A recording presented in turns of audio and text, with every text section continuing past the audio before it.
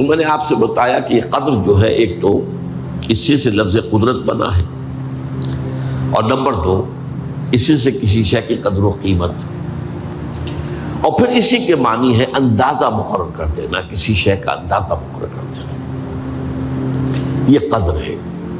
اللہ نے ہر چیز کا ایک اندازہ مقرر کر دیا ہے، اور قدر مقادیر مشکات شریف میں ایک پورا باب ہے، ایمان بالقدر اس کا عنوان ہے صحیح معنی میں۔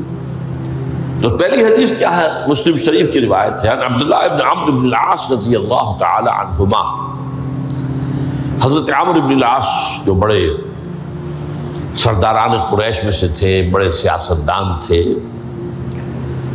اور بڑے بہادر انسان بھی تھے، ان کے بیٹے ہیں عبداللہ۔ اور بڑی دلچسپی کی بات یہ ہے کہ باپ اور بیٹے کے مزاج میں بود المشرقین تھا، وہ تھے جنگجو اور سیاستدان اور بڑے سرداروں میں سے، یہ تھے انتہائی زاہد و عابد، انتہائی زاہد و عابد۔ انہی کے بارے میں آتا ہے پوری رات کھڑے رہتے تھے نوافل میں، اور ہر روز روزہ رکھتے تھے، جس پر حضور نے یوں کہنا چاہیے کہ ڈانٹ پلائی۔ آپ کو اطلاع ہوئی، آپ نے بلایا، یا عبداللہ اولم اخبر انک تقوم اللیل وتصوم النہار تصوم الدہر، کیا مجھے یہ خبر نہیں دی گئی ہے؟ یعنی مجھے یہ خبر ملی ہے کہ تم پوری رات کھڑے رہتے ہو، نماز پڑھتے ہو، تم ہر روز روزہ رکھتے ہو، اب کیا کرتے؟ بلا یا رسول اللہ، جھوٹ بولنے کا تو یارہ ہے ہی نہیں، اور ہو بھی نہیں سکتا۔ فرمایا لا تفعل، سخت سے وہ عبداللہ ابن عمرو ابن العاص رضی اللہ تعالیٰ عنہما اس کے راوی ہیں، قال رسول اللہ صلی اللہ علیہ وسلم کتب اللہ مقادیر الخلائق قبل ان یخلق السماوات والارض ب50,000 سنہ۔ اللہ تعالیٰ نے مقداریں اور تقدیریں، ابھی دو الفاظ میں بولوں گا تاکہ آپ کے ذہن میں بات رہے، معین کر دی تھی، لکھ دی تھی آسمانوں اور زمین کی تخلیق سے 50,000 سال قبل۔ یہ ہے قدر، ہر چیز کی ایک تقدیر جو ہے وہ معین ہوئی ہے۔ اب آئیے اس میں کتاب سے مراد کیا ہے؟ جو آیت میں نے دوسرے نمبر پر پڑھی آج، سورہ حدید کی آیت، ما اصاب بمصیبۃ فی الارض ولا فی انفسکم الا فی کتاب من قبل ان نبرأ۔ کتاب سے مراد کیا ہے؟ نہیں پڑتی تم پر کوئی مصیبت، کوئی تکلیف، نہ زمین میں نہ تمہاری جانوں میں، زمین میں سیلاب کا آ جانا، زلزلے کا آ جانا، کوئی اور اس طرح کی عمومی ہلاکت کا آ جانا، عمومی تکلیف کا آ جانا، تمہاری جان میں اچانک جو ہے تشخیص ہو گیا کینسر ہے، اچھے بنے تھے، ٹھیک ٹھاک چل رہے تھے، تو معمولی سی تکلیف ہوئی، انویسٹیگیشن کیا تو معلوم ہوا تو کینسر ہے، اور وہ کافی بڑھ چکا ہے۔ لیکن جو شے بھی آتی ہے، چاہے تمہاری جان پر آئے چاہے زمین پر آئے، وہ ایک کتاب میں لکھی ہوئی موجود ہے، اس سے پہلے کہ ہم اسے ظاہر کریں۔ یہ تمہیں مشکل نظر آئے گا، ان ذالک علی اللہ یسیر، یہ اللہ پر بہت آسان ہے، بہت آسان ہے، اللہ کا علم کامل ہے۔ تو معلوم ایک بات جان لیجئے کہ حقیقت کتاب سے مراد اللہ کا علم قدیم ہے، اللہ کا علم حادث نہیں ہے، معاذ اللہ ثم معاذ اللہ، کہ کوئی شے ہوئی تو اس کے علم میں آئی۔ یہ ہمارے ہاں بعض گمراہ فرقوں کا عقیدہ ہے، اسے بدع کہتے ہیں، کہ اللہ کے علم میں بدع بھی ہے، یعنی کسی واقعے کے ظہور کے بعد اس پر کسی شے کا منکشف ہونا، معاذ اللہ ثم معاذ اللہ، یہ شان خداوندی سے بہت بڑی ہے۔ وہ تو عالم ما کان و ما یکون ہے، جو بھی کچھ تھا اور رہا ہے آج تک ہمیشہ سے ہے، اور جو بھی کچھ ہوگا وہ سب اس کے علم میں آنے واحد میں موجود ہے۔ آنے واحد، یہ آنے واحد کے لفظ کو اچھی طرح سمجھ لیجیے۔ مجھے سب سے پہلے تجربہ ہوا تھا، یہ سن میرا خیال ہے کہ 67-68 کی بات ہے، میں نے پہلا ہفائی سفر کیا تھا لاہور سے کراچی۔ اس وقت فوکر چلتا تھا، فوکر فرینڈشپ، چھوٹا جہاز چڑیا والا، اور کرایہ 90 روپے تھا نائٹ کوچ کا. آپ تصور کیجیے. تو میں چونکہ مجھے جغرافی سے دلچسپی ہے اور فوکس زیادہ اونچا نہیں ہوتا، تو میں دیکھتا جا رہا تھا کھڑکی سے، اس وقت ہم کہاں پہنچ گئے، اب کہاں پہنچ گئے، اب جو روشنیاں نظر آ رہی ہیں کس شہر کی ہیں، یہ اکاڑے کی آ گئی، یہ ساہیوال کی آ گئی، یہ آگے اور آگے آئی. ایک دم میں نے دیکھا کہ 3 شہروں کی روشنیاں میں ایک وقت دیکھ رہا ہوں. لودھرا، بہاولپور، سباسٹا. مجھے خیال آیا کہ جب میں ٹرین سے سفر کرتا ہوں، کراچی جاتا ہوں، تو لودھرا پہنچتا ہوں تو میں سمجھتا ہوں کہ ابھی بہاولپور آدھا گھنٹے بعد آئے گا. وہ مستقبل کی شے ہے میرے لیے. بہاولپور پہنچتا ہوں تو لودھرا میرے لیے ماضی کی بات بن جاتی ہے. آدھے گھنٹے پہلے لودھرا آیا تھا، اور آدھے گھنٹے کے بعد جو ہے سماسٹا آئے گا. وہ میرے لیے مستقبل بن گیا، لودھرا ماضی بن گیا. لیکن اس بلندی پر میں بیک وقت دیکھ رہا ہوں لودھرا کو بھی اور بہاولپور کو بھی اور سماسٹا. یہ معاملہ جو ہے اس کو 1 ملین بلین سے ضرب دے لیجئے. اللہ تعالیٰ اس بلند مقام سے دیکھ رہا ہے جہاں اس کے مشاہدے میں، اس کے علم میں ماضی اور مستقبل کا کوئی سوال ہی نہیں. آنے واحد، آنے واحد، آنے واحد. تو یہ در حقیقت کتاب جسے کہا گیا قرآن مجید میں بار بار بہت جگہوں پر آیا. تو یہ کتاب جو ہے در حقیقت اللہ تعالیٰ کا علم قدیم، اس میں سب کچھ موجود ہے، ہمیشہ سے موجود ہے، لکھا ہوا موجود ہے، اور کوئی غلط نہیں ہو سکتا. آگے چل کر گفتگو ہوگی اصل میں بعد میں کہ تقدیر کے جو عام عقیدے میں ہم تقدیر کہتے ہیں اس کے 2 پہلو ہیں. ایک پہلو ہے ما اصاب علی الانسان، جو کچھ انسان پر آتا ہے مصیبت، جیسے ابھی آیت میں نے پڑھی ما اصاب من مصیبت فی الارض ولا فی انفسکم. ہم ہر وقت صدمے ہیں، کوئی تکلیف آ گئی، کوئی مصیبت آ گئی، کوئی بیماری آ گئی، کوئی حادثہ ہو گیا، کوئی بچہ فوت ہو گیا، کوئی عزیز جو ہے وہ فوت ہو گیا. یہ ہر وقت حوادث ہے. تو جو بھی کچھ پیش آتا ہے وہ علم خداوندی میں ہمیشہ سے تھا.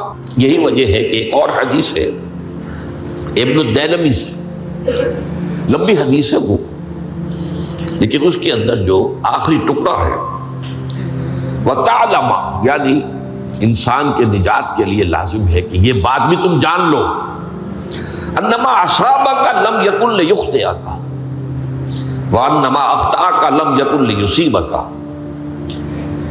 ولو مت علی غیر ھذا. اگر تم اس کے سوا کسی صورت پر ہوگے تو جہنم میں داخل ہو جاؤ گے، لدخلت النار.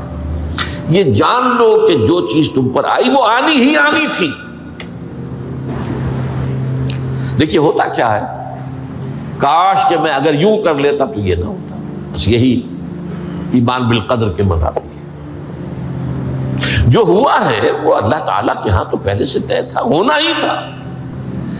تمہاری کوئی تدبیر، کاش کہ میں اس وقت یہ کر لیتا. یہ لو، اسی لیے ایک حدیث میں الفاظ آئے ہیں ان کلمۃ لو تفتح عمل الشیطان. اس لو سے، کاش، اس سے شیطانی عمل شروع ہو جاتا. کاش کہ یہ ہو جاتا، کاش میں یہ نہ کرتا، کاش کہ ہو جاتا. تو یہ نہیں. تعلم انما اصابک لم یکن لیخطئک. تو جان لے اس بات کو کہ جو چیز تم پر آئی ہے وہ ہرگز ٹلنے والی نہیں تھی. کوئی تدبیر تم کر لیتے، کوئی کسی وقت کوئی ہیلا کر لیتے، کوئی تم قدم اٹھا لیتے، کچھ بھی کر لیتے، وہ تو آنی ہی آنی تھی. وما انما اخطاک، جو چیز تم سے چھوٹ گئی، رہ گئی، نہیں ملی. ایک ویکنسی ایڈورٹائز ہوئی تھی، آپ نے بھی درخواست دی تھی، آپ کو نہیں ملی. اب آپ ہو کاش کہ میں نے فلاں سے سفارش کرا لی ہوتی. بس گئے. تو جو چیز چھوٹ گئی وہ چھوٹ جانی ہی تھی.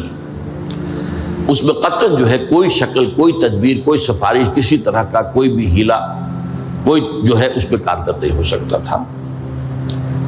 لم یکن لیصیبک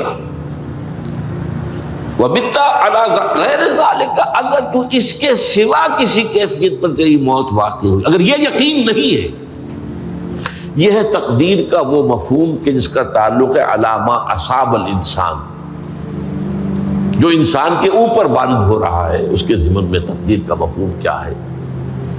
کہ جو ہوا ہے وہ تو ہونا ہی تھا، اس میں تو کسی شک و شبے کی گنجائش نہیں، بالکل قط اللہ تعالیٰ کا فیصلہ ہے۔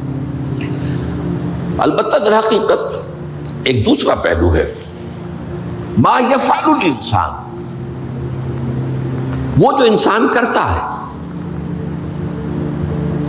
یہاں آ کر یہ تقدیر کا مسئلہ بہت ٹیڑھا ہو جاتا ہے۔ آیا میرے اندر کوئی اختیار بھی ہے کہ نہیں؟ Do I have any free choice؟ یا ہر شخص پہلے سے طے ہے؟ تقدیر کا ایک عام مفہوم یہ ہے، اور اس مفہوم میں بھی بعض روایات بھی ہیں جو اس کی تائید کرتی ہیں کہ ہر چیز پہلے سے طے ہے، لکھی ہوئی۔ اور یہ جو حدیث ہم نے ابھی پڑھی ہے، یہ گویا کہ اس کی ایک مثال ہے کہ وہ جو لکھ دیا گیا تھا، فرشتے نے لکھ دیا تھا، رحم مادر میں لکھ دیا تھا، شقی او سعید، یہ بدبخت ہے یا سعادت مند ہے۔ تو ایک شخص پوری عمر نیکی کے کام کرتا رہا، آخری وقت میں آ کر کوئی ایسا حادثہ پیش آ گیا کہ وہ اہل جہنم کے سے کام شروع کر دی اور جہنمی ہو گیا۔ یا ایک شخص ساری عمر جو ہے جہنمیوں کے سے کام کرتا رہا، آخری وقت میں آ کر کوئی ایسی توفیق ملی، کچھ ایسا معاملہ ہو گیا، توبہ کر لی اور اس نے جو ہے اہل جنت کے سے اعمال شروع کرنے کی ضرورت ہو گئی۔ تو یہ جو ہے علامہ اصحابک کا علیحدہ بات ہے، اور علامہ یفعل الانسان، انسان کیا کرتا ہے، اس میں اس کی قدرت کتنی ہے۔ اور یہ ہمارے ہاں فلسفے کا بڑا مشکل موضوع ہے، اسی کا نام ہے جبر و قدر۔ ہمارے اسلاف میں بھی کچھ لوگ ایسے ہیں متکلمین میں سے، لیکن ہمارے ہاں ایک وہ لوگ ہیں کہ جو اس پر قناعت کرتے ہیں کہ جو اللہ نے کہہ دیا اور رسول نے کہہ دیا، اس سے آگے ہم مین میخ نہیں نکالیں گے۔ وہ محفوظ راستے پر ہوتے ہیں، لیکن بہرحال انسان کو اللہ نے ایک عقل بھی دی ہے، اور یہ عقل سوالات اٹھاتی ہے، اور جو زیادہ ذہین انسان ہوتے ہیں ان کے اندر ان کی یہ مصیبت زیادہ ہوتی ہے، لہٰذا وہ تو سوچتے ہیں، کچھ نہ کچھ غور و فکر کرتے ہیں، بات سمجھنے کی کوشش کرتے ہیں۔ اس میں اب ہمارے ہاں دو طبقے ہو گئے، جبریہ، قدریہ۔ ایک نقطہ نظر یہ ہے کہ انسان مجبور محض، کوئی اختیار نہیں، اور ایک یہ ہے کہ انسان قادر مطلق ہے، جو چاہتا ہے اپنے فیصلے میں مختار مطلق ہے، وہ فیصلہ کرتا ہے۔ انہیں قدریہ کہتے ہیں۔ تو جبریہ اور قدریہ ان کی بحثیں ہمارے یہاں، یہ وہی تقدیر کا مسئلہ جو میں نے کہا تھا، بحثوں میں آ کر انہیں آج تک حل نہیں ہوا، حل ہو سکتا ہی نہیں۔ اب اس کے ضمن میں علامہ اقبال کا ایک شعر آپ کو سناتا ہوں، وہ بہت اچھا لگتا ہے، بہت خوبصورت لگتا ہے شعر ہونے کے اعتبار سے۔ تقدیر کے پابند جمادات و نباتات، مومن صرف اللہ کے احکام کا پابند۔ اس میں انسان سے پابندی کی نفی کر دی گئی ہے، وہ صرف پابند ہے اللہ کے احکام کا۔ نتیجے کے اعتبار سے تو جو یہ شعر کہہ رہا ہے جو بات، وہ صحیح ہے، پابندی اصل جو ہے وہ اللہ کے احکام کی ہے، لیکن یہ کہ تقدیر کی پابندی سے انسان بھی پوری طرح آزاد نہیں ہے۔ یہ سمجھ لینا کہ یہ جمادات و نباتات ہی کا معاملہ، یہ غلط ہے، یہ مبالغہ ہے۔ ظاہر بات ہے کہ شاعر جو ہے، شاعر مبالغے سے بچ نہیں سکتا، چاہے وہ علامہ اقبال ہو، کوئی بھی ہو۔ تو اسی لیے سورہ شعراء کے اندر جو عام شعراء کی جو صفات بیان ہوئی ہیں وہ آپ کے ذہن میں آ گئی ہوگی۔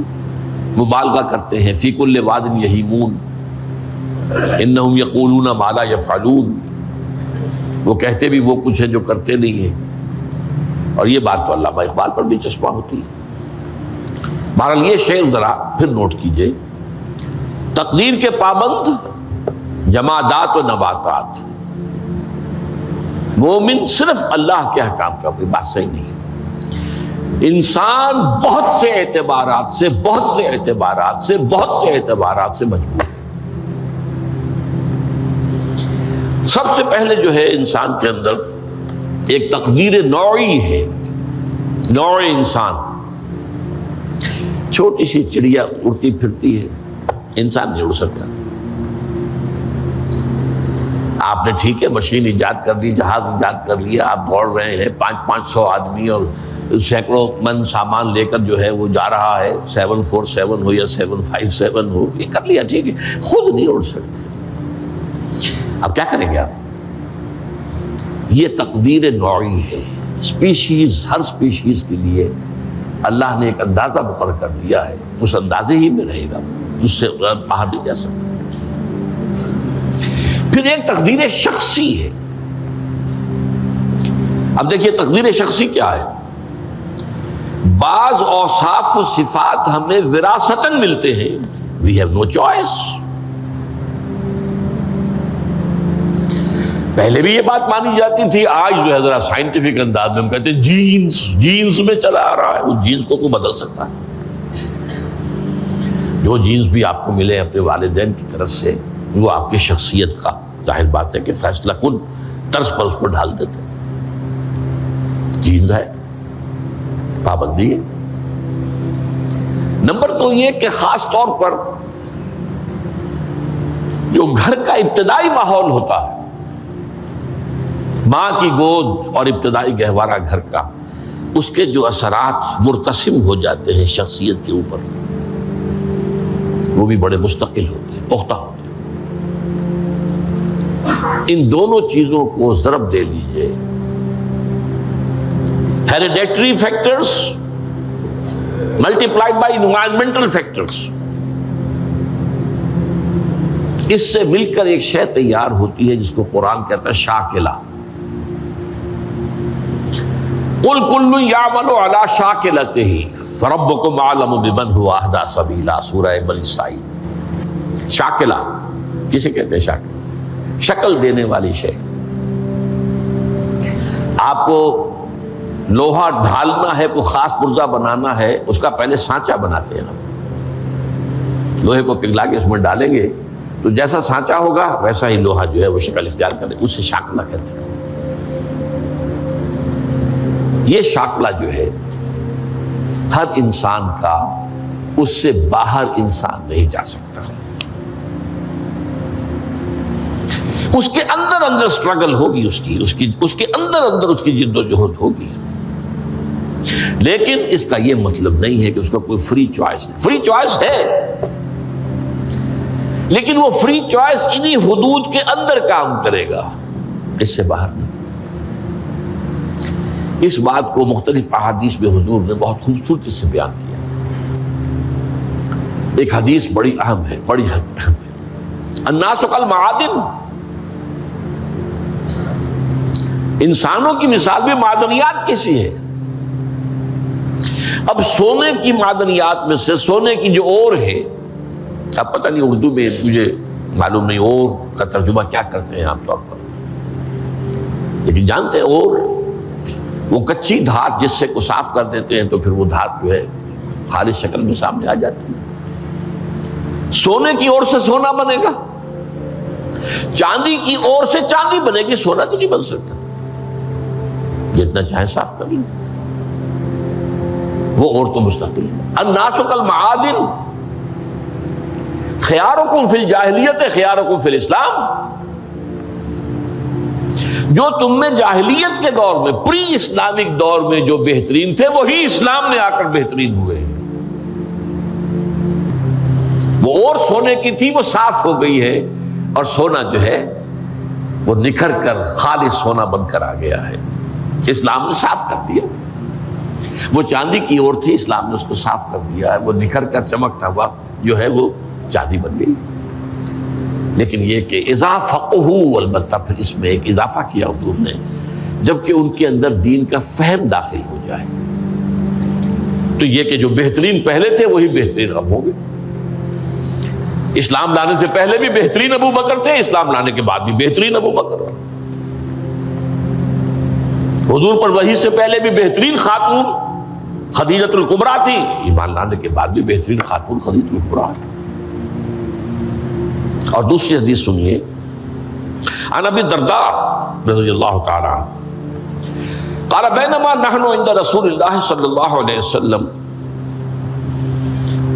اسی حال میں کہ ہم ایک روز ہم حضور کے پاس تھے، نتذاکرون ما یکون، اور ہم ذرا سوچ رہے تھے کیا کیا کچھ پیش آنے والا ہے دنیا میں۔ اذ قال رسول اللہ صلی اللہ علیہ وسلم، جبکہ حضور نے ہم سے ایک بات کہی، بڑی غور سے سنیے۔ اذا سمعتم بجبل ان زال عن مکانہ فصدقوہ، اگر تم یہ سنو کہ کوئی پہاڑ اپنی جگہ سے ٹل گیا تو مان لینا۔ وَإِذَا سَمِعْتُمْ بِرَجُلٍ تَغَيَّرَ عَنْ خَلْقِهِ فَلَا تُصَدِّقُوهُ، اور اگر تم سنو کہ کوئی شخص جو ہے وہ اپنی سرشت سے، اپنی